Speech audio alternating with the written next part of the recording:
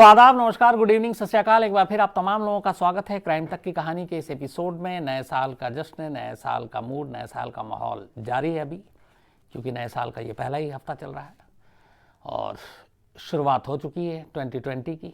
और इसी साल 2020 वर्ल्ड कप भी है ऑस्ट्रेलिया में अक्टूबर में, तो उसमें ही मज़ा आएगा। बाकी ठंड वैसे ही है और सारी चीज़ें वैसी ही चल रही हैं और उम्मीद है कि क्राइम तक की पूरी फैमिली भी अच्छी होगी। अब आज की कहानी की बात करते हैं। कई ऐसी कहानियां हैं हिंदुस्तान में जिसमें एक पॉलिटिक्स और क्राइम का बड़ा कॉकटेल रहा है, घालमेल रहा है। चाहे वो भंवरी देवी हो, चाहे वो मधुमिता शुक्ला मर्डर केस हो जिसमें आनंदमणि त्रिपाठी थे, और ऐसे और भी न मालूम कितने सारे नेताओं के केस। ये केस भी उसी कड़ी में आता है, लेकिन इस केस की खासियत ये है कि करीब 11 बल्कि 12 साल हो गए और आज तक जिसका कत्ल हुआ उसकी लाश नहीं मिली। और बिना लाश के क्या अदालत में ये जाहिर या साबित किया जा सकता है कि ये कत्ल हो चुका है, ये कातिल है, या उसके लिए फिर आपको सर्कमस्टेंशियल एविडेंसेस या बाकी चीज़ें चाहिए होती हैं। ये सारी चीज़ें माने रखता है, लेकिन इस केस में क्या हुआ ये मैं आगे बताऊंगा। कहानी यूपी के एक नेता की है। नेता का नाम आनंद सेन। आनंद सेन के पिता भी नेता, बल्कि वो मेंबर ऑफ पार्लियामेंट भी रहे। आनंद सेन बड़े हुए। आनंद सेन ने भी राजनीति में कदम रखा और बहुजन समाज पार्टी बीएसपी का दामन थामा, उसके लिए काम करने लगे। और फिर धीरे धीरे आनंद सेन को इनाम मिला, मायावती ने टिकट दिया, विधायक बने। फैज़ाबाद के रहने वाले आनंद सेन, इसी दौरान में फैज़ाबाद में ही एक लड़की थी जिसका नाम था शशि। शशि वहीं के साकित डिग्री कॉलेज में, जो एलएल कानून की पढ़ाई जहाँ होती थी, एलएलबी 3rd ईयर की स्टूडेंट थी। लेकिन आनंद सेन और शशि की दोस्ती तब से थी जब आनंद सेन कुछ नहीं हुआ करते थे। और चूँकि शशि के जो पिता थे राजेंद्र प्रसाद, वो भी एक बीएसपी के कार्यकर्ता थे, आनंद सेन भी बीएसपी के, तो इस पार्टी एक होने की वजह से भी एक दूसरे से जान पहचान थी। और फिर इलाका एक होने की वजह से आनंद सेन का घर में आना जाना था। और इसी आने जाने के दौरान आनंद सेन और शशि में दोस्ती हो गई। दोस्ती प्यार में बदल गया। शशि ये मानकर चल रही थी कि आनंद सेन उसके साथ शादी करेगा, वो उससे प्यार करता है। आनंद सेन ने भी शायद ऐसे कुछ वादे किए होंगे, लेकिन धीरे धीरे चीज़ें पलटने लगती हैं। आनंद सेन विधायक बनता है और जब एक बार आनंद सेन जब विधायक बनता है, चुनाव बल्कि लड़ रहा था, तभी एक कत्ल का मुकदमा भी आता है, जेल चला जाता है। लेकिन उसके बावजूद शशि उसका साथ नहीं छोड़ती। फिर बाद में आनंद सेन चुनाव जीतता है, एमएलए बनता है। फिर उत्तर प्रदेश में बाकायदा मंत्री पद मिलता है और खाद्य आपूर्ति मंत्री आनंद सेन को बनाया मायावती ने। मायावती खुद मुख्यमंत्री थी। ये सारी चीज़ें, सारे रिश्ते, सब कुछ ठीक चल रहा था। दोनों के बीच में लव लेटर का भी आदान प्रदान होता। बहुत सारे खत आनंद सेन शशि को लिखते, शशि आनंद सेन को लिखती, और ये सारे लेटर बाद में बरामद भी हुए। तो उससे लगता था कि दोनों के रिश्ते बड़े नज़दीक हैं। लेकिन फिर एक वक्त ऐसा आया कि जब आनंद सेन को पता चला कि शशि जो है वो प्रेग्नेंट है, गर्भवती है। अब उसे लगा कि यहाँ पे शशि जो है कहीं उसके ऊपर बोझ न बन जाए, उसका पॉलिटिकल कैरियर और बाकी चीज़ों के लिए बदनामी हो, क्या हो। तो वो धीरे धीरे शशि से किनारा कशी करना शुरू कर दिया उसने, और शशि को इग्नोर करने लगा। आमतौर पे ऐसे केस में बहुत सारे ऐसे चीज़ें आती हैं जब आप इग्नोर करते हैं, किनारा कशी कर लेते हैं। लेकिन यहाँ आनंद सेन ने एक दूसरा काम और किया।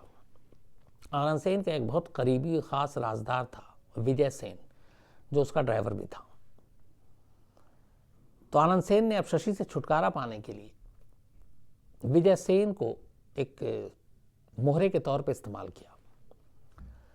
कई बार ऐसा होता था कि जब शशि और आनंद सेन को मिलना होता तो विजय सेन ही अपनी गाड़ी में लेकर आता था। दोनों साथ रहते थे गाड़ी में। धीरे धीरे विजय सेन से भी शशि की दोस्ती हो गई थी। और जब आनंद सेन जेल गया एक कत्ल के मामले में, तो विजय सेन भी शशि के नज़दीक आ गया।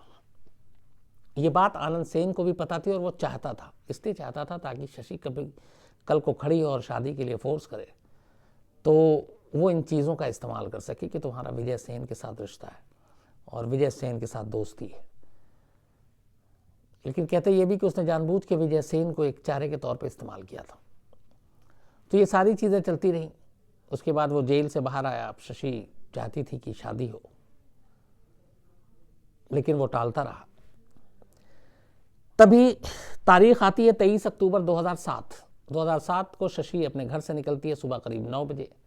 घर वालों को बताती है कि वो कॉलेज जा रही है, वहीं पे एटीएम है, वहाँ से पैसे निकालने थे। वो एटीएम जाती, पैसे निकालती है, उसके ही प्रूफ है। उसके बाद फिर वो अचानक विजय सेन मिलता है और विजय सेन की वो गाड़ी में बैठती है और उसके साथ चली जाती है।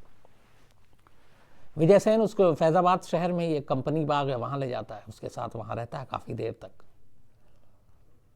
जब वक्त बीतता है तो फिर वो उसको अपने साथ लेकर फैजाबाद सर्किट हाउस पहुँचता है, जहाँ आनंद सेन पहले से मौजूद थे। शशि जाती है सर्किट हाउस में, आनंद सेन से मिलती है, कुछ घंटे गुजारती है। उसके बाद वो बाहर आती है, गाड़ी में बैठती है। गाड़ी में बैठने के बाद अब विजय सेन के साथ एक और महिला उस गाड़ी में बैठ जाती है। उसका नाम था सीमा आज़ाद। सीमा आज़ाद भी वीएसपी की कार्यकर्ता थी और आनंद सेन की करीबी थी। ये भी कहते हैं कि आनंद सेन का उससे रिश्ता भी था, नज़दीकी थी। तो अब गाड़ी के अंदर शशि, सीमा और विजय सेन। शशि पीछे बैठी थी, सीमा और विजय सेन आगे बैठे थे। गाड़ी वहाँ से चलती है, कुछ दूर जाती है और इसके बाद ये गाड़ी निकलने के बाद सुल्तानपुर की तरफ अब आगे बढ़ना शुरू करती है। सुल्तानपुर के पास आगे जाके एक यमुना नदी वहाँ पड़ता है। उस नदी के किनारे सन्नाटा था। अचानक विजय सेन नीचे उतरता है गाड़ी से, शशि को भी नीचे उतारता है। वो उसके गले लगता है। शशि को लगता है कि वो उससे प्यार कर रहा है और इसी दौरान में जैसे ही शशि का ध्यान बढ़ता है, वो अपने दोनों हाथों से शशि का गला घोंट देता है और शशि की मौत हो जाती है। अब शशि का कत्ल करने के बाद सीमा की मदद से दोनों मिलकर उस लाश को उसी यमुना नदी में फेंक देते हैं। लगभग अंधेरा हो चुका था। इसके बाद विजय सेन आनंद सेन को फ़ोन करता है और बताता है कि काम हो गया। यहाँ पे एक कहानी का एक चैप्टर क्लोज हो जाता है। अब दूसरी तरफ, चूँकि शशि सुबह घर से निकली थी, आमतौर पे वो शाम कॉलेज के बाद घर लौट आती थी, लेकिन शाम से रात होने की थी और शशि घर नहीं लौटी। घर वालों ने इधर उधर ढूंढा, कॉलेज में पता किया, दोस्तों से पता किया, कहीं उसका कोई सुराग नहीं मिला। आखिर में शशि के पिता राजेंद्र प्रसाद पुलिस स्टेशन जाते हैं और शशि की गुमशुदगी की रिपोर्ट लिखा देते हैं। उन्हें लगा कि कहीं कुछ ऊंच नीच ना हो गया हो। 23 अक्टूबर की रात को ही वो रिपोर्ट लिखाते हैं। 23 से लेकर फिर 7 दिन गुजर जाते हैं। 30 अक्टूबर आ जाता है, लेकिन कोई पता नहीं चलता, पुलिस भी कोई उसमें कार्रवाई नहीं करती। तब मजबूर होकर 31 अक्टूबर को राजेंद्र प्रसाद दोबारा पुलिस स्टेशन जाते हैं और अपनी बेटी की उस मिसिंग कंप्लेंट जो उन्होंने पहले लिखाई थी 23 तारीख को, उसको बदलकर नामजद रिपोर्ट लिखाते हैं और अपनी रिपोर्ट में वो शक जताते हैं कि शशि का मंत्री आनंद सेन, उसके ड्राइवर विजय सेन और उसकी दोस्त सीमा, इन दोनों ने मिलकर किडनैप कर लिया है। पुलिस रिपोर्ट तो लिख लेती है, लेकिन आनंद सेन मंत्री, यूपी में सरकार, तो पुलिस फूंक फूंक कर कदम रख रही है। लेकिन धीरे धीरे ये बात मीडिया में आती है, अब प्रेशर बनना शुरू होता है। राजेंद्र प्रसाद भी बीएसपी के कार्यकर्ता और वो बहन जी यानी मायावती के पास वो भी गुहार लगाते। तो अब मायावती के लिए भी एक अजीब सिचुएशन कि एक तरफ एक मंत्री का नाम आ रहा है किडनैपिंग में और दूसरी तरफ एक बीएसपी का कार्यकर्ता है जिसकी अपनी बेटी है और वो गुहार कर रहा है कि वो इंसाफ चाहिए, वो पता करें, इनको पकड़ें। तो ये सारी चीज़ें चल रही थी, पुलिस के ऊपर प्रेशर बन रहा था। तो फिर ये हुआ कि इसमें सबसे आसान चारा विजय सेन है, उसको पकड़ के पूछताछ करते हैं, लेकिन वो अंडरग्राउंड हो चुका था। इसके बाद किसी तरह विजय सेन को जब पुलिस ढूंढती रहती है, तभी वो खुद ही अदालत पहुंच जाता है और सरेंडर कर देता है। सरेंडर करने के बाद ये था कि चलो मामला दब जाएगा, बाकी चीज़ें थोड़ी सी कम हो जाएंगी। लेकिन सरेंडर करने के बाद जब वो जेल जाता है, तो जो इस पूरे मामले की जांच कर रहे थे आईओ, वो उससे जेल में मुलाकात करते हैं और उससे पूछते हैं कि क्या है कहानी। तो विजय सेन अचानक रोने लगता है और उस पुलिस अफसर से, जो आईओ था, इन्वेस्टिगेटिव अफसर, उसको कहता है कि मैं इस पूरे मामले में खामखा फंस गया हूँ और हकीकत ये है कि शशि अब जिंदा नहीं है, उसका कत्ल हो गया है और ये कत्ल आनंद सेन के कहने पे मैंने किया है। मैंने लाश यहाँ ऐसी जगह फेंकी है, सबूत सारे मिटा दिए हैं, लाश मिलने की अब उम्मीद कोई है नहीं, क्योंकि तब तक 10 दिन गुजर चुके थे, पानी का बहाव भी था। तब जब वो पुलिस अफसर ये सारी चीज़ें सुनता है तो उसके लिए भी एक चौंकने की चीज़ थी कि जिस किडनैपिंग के केस को वो सॉल्व करने की कोशिश कर रहे हैं, तो वहाँ तो उसका ऑलरेडी कत्ल हो चुका और उस कत्ल में मंत्री का नाम आ रहा है। लेकिन अब सिर्फ एक विजय सेन के कहने पे मंत्री पे हाथ डालना, वो भी जिसकी सरकार है इस राज्य में, मुश्किल काम था और दबंगई भी थी। तो उस पुलिस अफसर ने दिमाग से काम लिया और उसने विजय सेन का नार्को कराने के लिए अदालत से इजाज़त मांगी। अदालत ने परमिशन दे दी। अक्टूबर 2008 में, तब तक ये मामला पहुंच चुका था, बेंगलोर में विजय सेन का नार्को टेस्ट होता है। नार्को टेस्ट के दौरान विजय सेन जो पूरी कहानी बताता है वो यही थी जो अभी मैंने आपको थोड़ी देर पहले कहा कि 23 अक्टूबर को वो आई, उसके पास गाड़ी में बैठी, फिर वो उसको साथ लेकर कंपनी बाग गया, वहाँ उसके साथ घूमा टहला बैठा, फिर वहाँ से उसको लेकर वो सर्किट हाउस गया, वहाँ मंत्री जी आनंद सेन उससे मिले, फिर सीमा के साथ वो कार में बैठा और उसके बाद सुल्तानपुर हाईवे की तरफ गया और वहाँ उसने उसका गला दबाया, लाश को यमुना नदी में फेंका और फिर मंत्री जी को खबर की और वापस चलाया। अब इस बयान, नार्को टेस्ट के इस बयान इकबालनामे के बाद कोई चारा था नहीं, उधर मायावती के ऊपर भी प्रेशर था, तो आखिरकार पुलिस को फिर आनंद सेन को भी गिरफ्तार करना पड़ा। आनंद सेन को पहले मंत्री पद से हटाया मायावती ने, फिर पुलिस ने गिरफ्तार किया। आनंद सेन, विजय सेन और साथ में अब जो नामजद तीसरा नामजद था सीमा का, उसको भी गिरफ्तार किया गया। सीमा का इसमें पार्ट जो रोल दिखाया वो ये कि सीमा भी आनंद सेन के करीबी थी, लेकिन शशि के बारे में जब उसे पता चला कि वो आनंद सेन से प्रेग्नेंट है और वो करीब है, तो आनंद सेन से झगड़ा कर बैठी और उसने कहा था कि इसको रास्ते से हटाओ। तो उस दबाव में भी आकर शशि का कत्ल किया गया। तो पुलिस के सामने ये 3 लोग थे, नार्को टेस्ट, विजय सेन की गवाही थी। इसके बाद ये मुकदमा चलता है, मामला अदालत में जाता है। फैज़ाबाद की जो लोकल कोर्ट थी वो इस मामले में पूरी सुनवाई करती है। 2011 आ जाता है, करीब 4 साल बीत जाते हैं। 4 साल के बाद अदालत इन तीनों को उम्र कैद की सज़ा सुनाती है, आनंद सेन को, विजय सेन को और सीमा आज़ाद को, शशि के किडनैपिंग और कत्ल के लिए। लेकिन लाश अब तक नहीं मिली थी और इन चीज़ों को इन तीनों अक्यूज़ के जो वकील थे उसका बार बार जिक्र करके अदालत का ध्यान इस तरफ खींचने की कोशिश कर रहे थे कि जब तक लाश नहीं मिले आप कातिल कैसे बता सकते हैं। नार्को जो टेस्ट है वो, नार्को से बहुत सारी चीज़ें हल हो जाती हैं, लेकिन नार्को कोर्ट में एडमिसिबल नहीं है। मतलब सिर्फ नार्को रिपोर्ट के आधार पे कोई फैसला नहीं दिया जा सकता। जबकि विजय सेन ने नार्को में सब कुछ उगला था, वही जो उसने उस पुलिस अफसर को पहले भी कहा था। लेकिन बाद में जब कोर्ट में मामला गया तो विजय सेन भी अपनी गवाही से पलटता गया और नार्को चूँकि एडमिसिबल नहीं है, उसकी वजह यह है कि नार्को के दौरान इंसान को एक तरह का एक नींद बेहोशी की दवा दी जाती है। उसकी डोज बड़ी इंपॉर्टेंट होती है कि कितना देना है कितना नहीं, और ज़रूरी नहीं है कि उस डोज या उस नशे की हालत में आदमी सच्ची बोले। कई बार ऐसा हो चुका है। तेलगी में हमने देखा, बल्कि अबू सलेम के केस में देखा कि अबू सलेम ने इवन नार्को के दौरान जो उसकी, जिससे उसने शादी की थी, जो एक्ट्रेस कौन बेदी या क्या नाम था, उस तक से उसने रिफ्यूज़ कर दिया था, मना कर दिया था कि मैं उसको नहीं जानता, जबकि ये सारी चीज़ रिकॉर्ड पे था। तो इसलिए नार्को को कई बार कोर्ट मानती नहीं है। लेकिन फिर भी इन सारी चीज़ों को और सर्कमस्टेंशियल एविडेंस को देखते हुए, और इस कार में से कुछ कपड़े भी मिले थे शशि के, जिस कार में आखिरी दिन 23 अक्टूबर को ये लोग गए थे। उसके बाद शशि के घर से कई लव लेटर मिले और उस लव लेटर के साथ साथ आनंद सेन के भी लव लेटर मिले, और इससे ये जाहिर हो गया था कि इन दोनों के बीच में एक रिश्ता है। लेकिन शशि प्रेग्नेंट थी, गर्भवती थी या नहीं थी, ये सिर्फ और सिर्फ एक विजय सेन की गवाही थी, क्योंकि लाश मिली नहीं तो टेस्ट हुआ नहीं, तो जब जांच हुई नहीं तो पता नहीं चल सकता है कि वो प्रेग्नेंट थी कि नहीं थी। तो ये एक लूप होल था केस में। इसके बावजूद लोअर कोर्ट ने पूरे मामले को सुना और सुनने के बाद इन तीनों को उम्र कैद की सज़ा सुनाई। इस फैसले को तीनों ने हाईकोर्ट में चैलेंज किया। इलाहाबाद हाईकोर्ट में यह मामला गया। इलाहाबाद हाईकोर्ट ने 2013 में अपना फैसला सुनाया और बहुत ही हैरान करने वाला फैसला था। उस फैसले में विजय सेन को तो 10 साल की सज़ा रखी, उम्र कैद जो थी उसको 10 साल बदल दिया, लेकिन आनंद सेन और सीमा आज़ाद को शक का लाभ देते हुए और ये कहते हुए कि पुलिस साबित नहीं कर पाई कि शशि के कत्ल और कत्ल के साजिश के बीच में इन दोनों का कहीं कोई रोल है। और ये कहते हुए इलाहाबाद हाई कोर्ट ने आनंद सेन और सीमा को बरी कर दिया। तब तक 3 साल से ज़्यादा आनंद सेन जेल में रह चुका था। हाई कोर्ट के फैसले के बाद वो जेल से बाहर आ गया। बाद में इस फैसले को शशि के घर वालों ने, शशि के पिता ने सुप्रीम कोर्ट में चैलेंज किया, लेकिन ये मामला अभी भी ख़त्म हुआ नहीं है।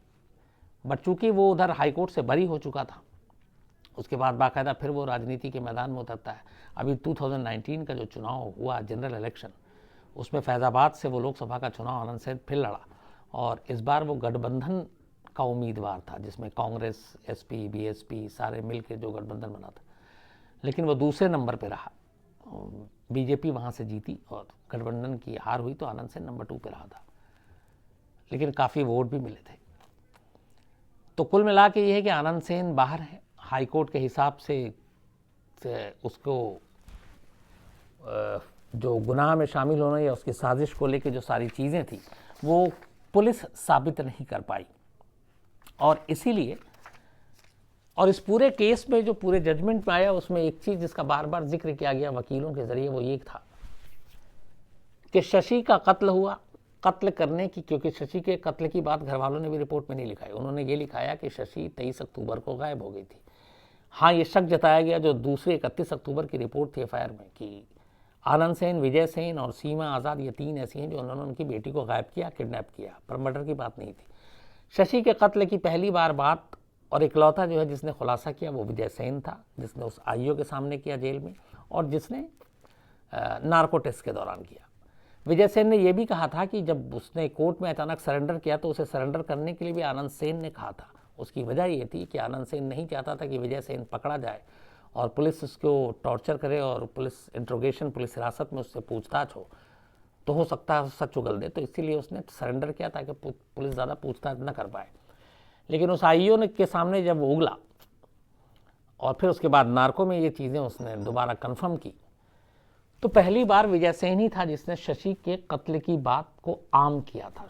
विजय सेन के अलावा किसी ने इस बात को एक्सेप्ट नहीं किया, ना तो आनंद सेन ने और ना ही सीमा ने, जो 2 अलग अक्यूज हैं। लेकिन एक तीसरा पहलू ये भी है कि 2007 से लेकर 2020 हो गया, लगभग 13 साल। अगर शशि का कत्ल नहीं हुआ ये मान लें तो 13 साल में शशि का कोई सुराग नहीं मिला। 13 साल में शशि के बारे में कोई जानकारी नहीं मिली कहाँ है, और 13 साल तक पुलिस ऐसा कोई क्लू और ऐसी चीज़ों को ढूंढ नहीं पाई।